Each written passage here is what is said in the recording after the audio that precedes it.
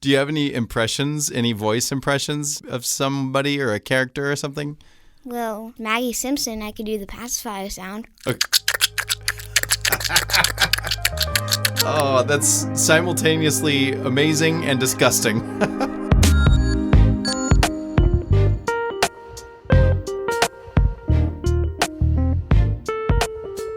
I'm Perry, your host for the Powderhorn Youth Podcast Center. Something like that. The Youth Podcast Center.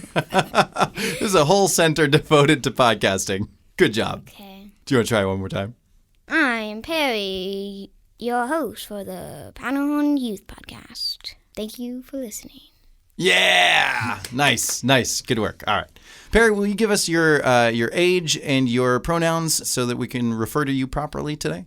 Yeah, I'm 10, I am a he, and yeah. And yeah, what's something that someone who looks at you might not realize that you do? What's a top secret, or not top secret, but what's a thing that people might not realize that you do this thing? I guess I'm pretty good at making noises that you wouldn't be able to. Like what? Apologies for anybody listening who has a gag reflex, but that's amazing. When did you start doing sounds like this? Like, where did that come from? No idea. No idea. You were born into it. Usually when I'm brushing my teeth, I'm looking in the mirror and my mouth is open, so I see if I can do anything. Okay. All right. So you're brushing your teeth. This is kind of like a nice relaxing time for you, maybe the beginning or the end of the day. And then you just realize, oh, wow, I didn't know I could make this sound. Yeah. And then you repeat it 100 times over until everybody's going wild in the other room. Stop making that noise. Does anybody ever complain when you make a noise? Yeah, sometimes people say it's annoying and gross, But that's not going to stop you. Yeah. All right. Well, we have Perry, the noisemaker. You also make noise in the form of music, right? How long have you been making primarily beats, right? Yeah. I haven't made that much music, but I know how to use a couple programs. What's the main program you've shown me over and over and over again? Like, I know it, but tell us what you've been working in, that one loop program that you've been so good at. I'm not really doing it anymore, but there's this game/program called Incredibox. They basically just beatbox. You can make a bunch of sounds on it. Tell us how it works. What's the setup? I mean, I know what it looks like, but let's see if we can describe it for the listeners.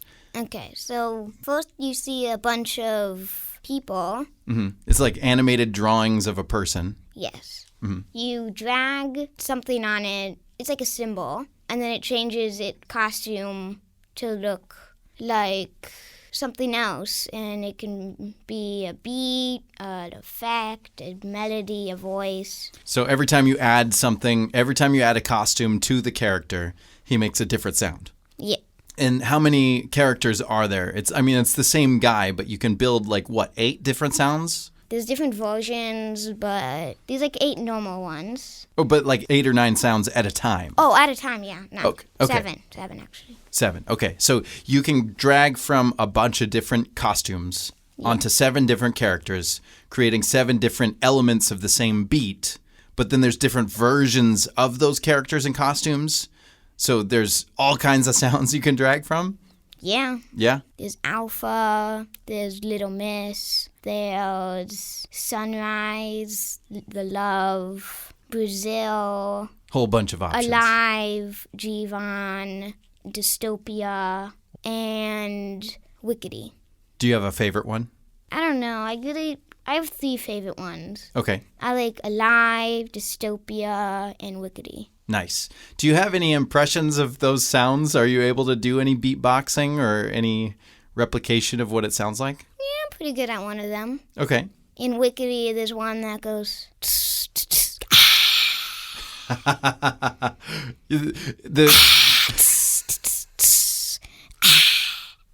The people listening don't get to have the fun that I had of watching you do the movements of that, because your head goes side to side when you... You like sit up when you do the sound. It's great.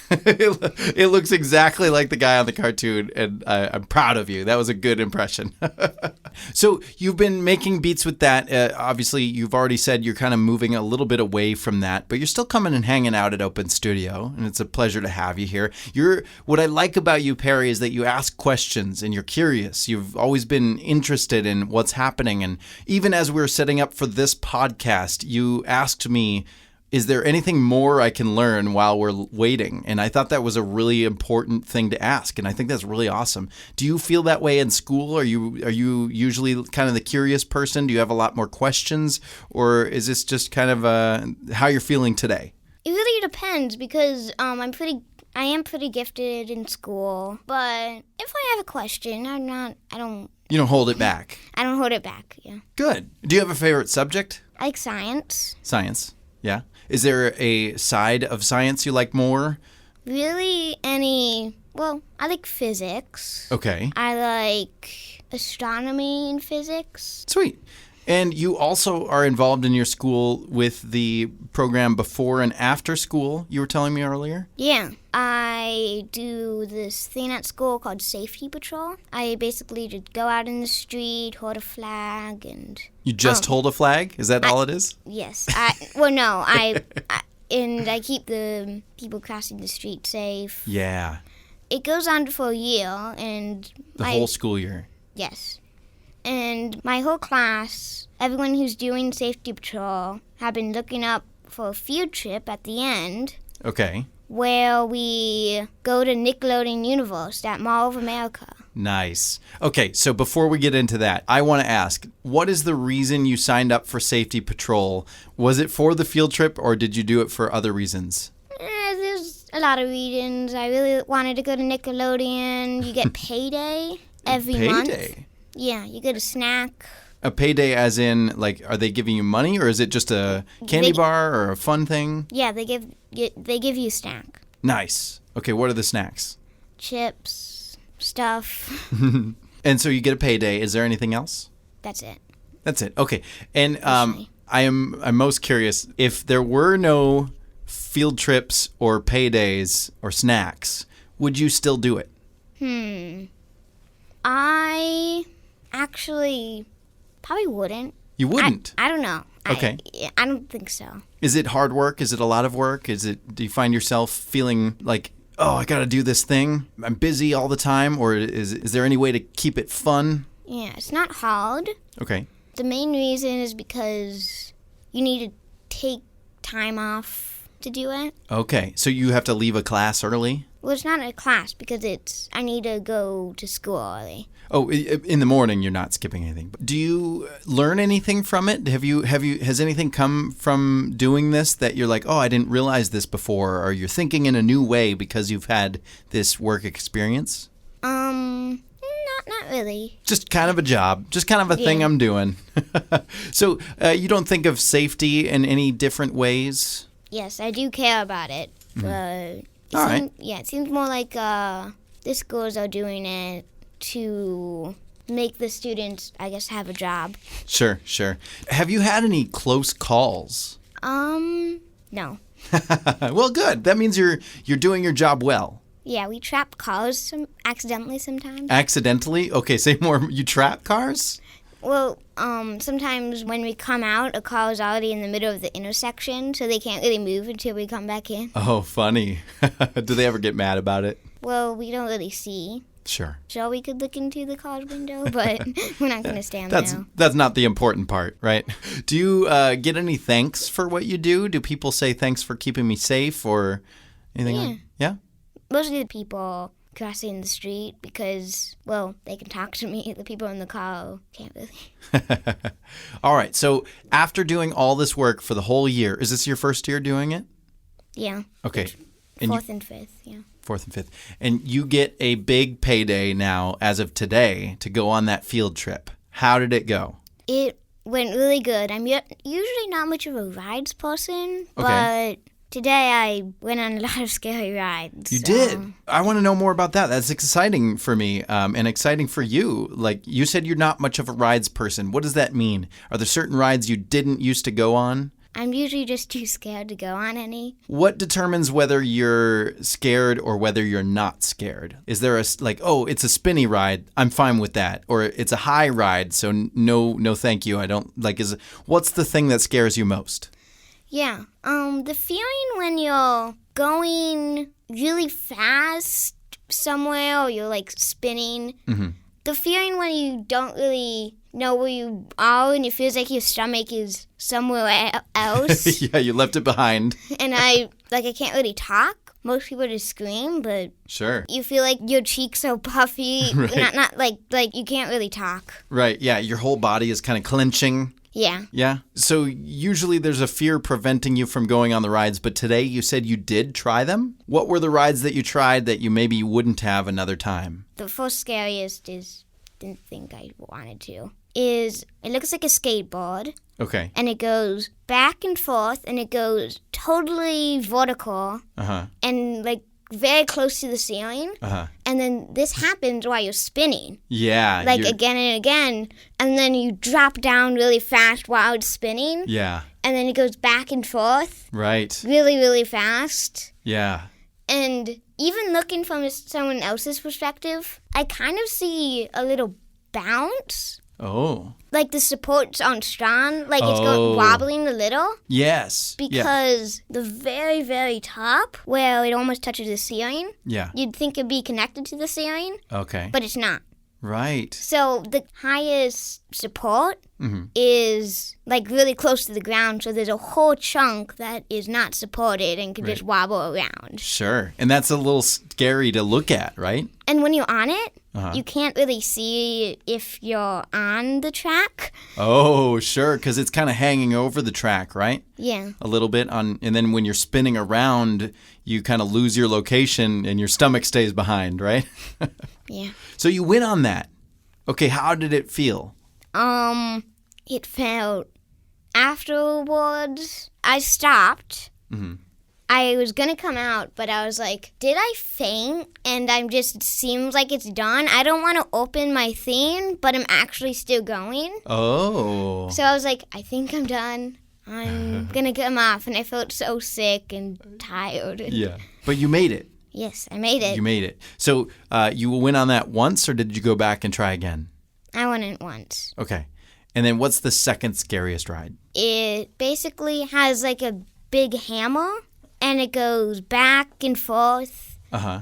And you spin it. It's basically like the skateboard, but a little less scary because you can see you're hanging on. Sure.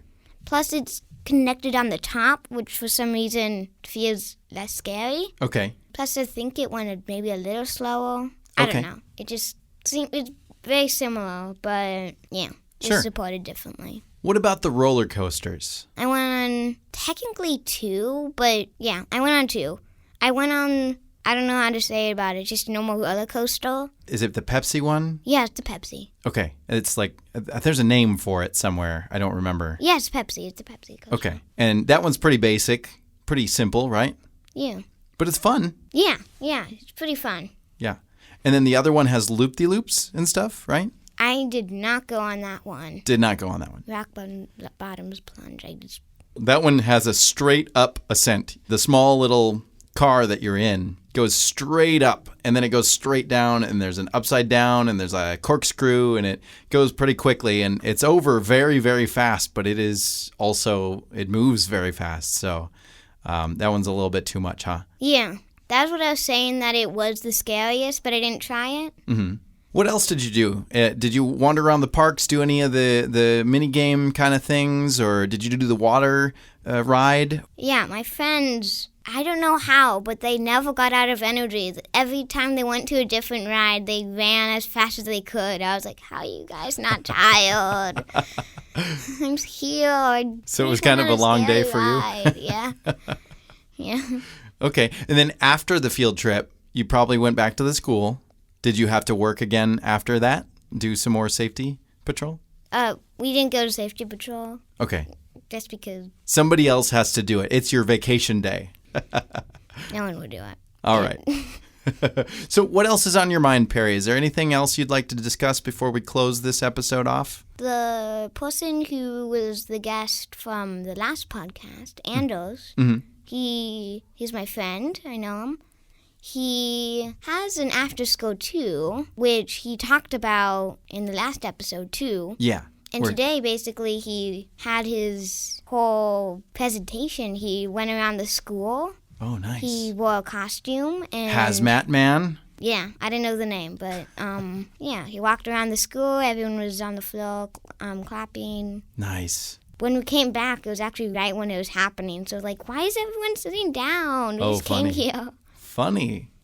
Okay, cool. Anything coming up in your life that you're excited for? Actually, I'm having a class party, and my teacher is really nice. So she has really good parties. Wow. Okay, what kind of party? Basically, she lets us bring, like, snacks, watch a movie, and, yeah, it's really, really fun. And we got it because we get points if we're doing the right stuff in school. And if we get to 100, we get a party. Awesome. So you've been doing well. Yep. Awesome. The last thing I like to ask everybody on these episodes is, what sort of advice would you give someone listening to this episode? What are things that they can do to live a better life, maybe more safe life? What are your words of wisdom for the day? If you're excited for something, do whatever you want to get it because, yeah. Yeah. Just go get it, right? Yeah. Just do it. All right. Even if it seems like it'll be tiring or anything. Right. Sometimes all of that work pays off, right? Yeah. Yeah. Thank you so much, Perry, for coming on to the episode and chatting with us.